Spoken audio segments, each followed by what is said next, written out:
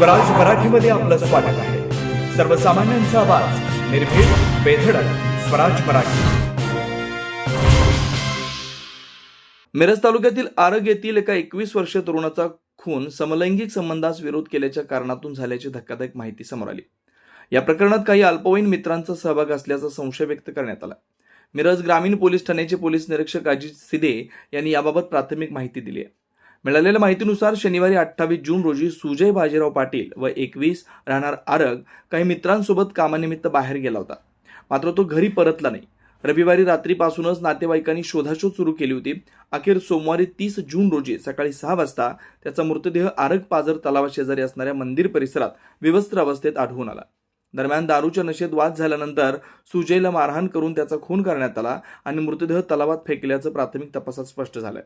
घटनेची माहिती मिळताच मिरज ग्रामीण पोलिसांनी घटनास्थळी धाव घेऊन तपास सुरू केला। खुनाचा गुन्हा दाखल करण्यात आला असून दोघा अल्पवयीन मित्रांचा सहभाग निष्पन्न झाला। पोलिसांनी त्यांना ताब्यात घेतला असून अधिक तपास सुरू आहे।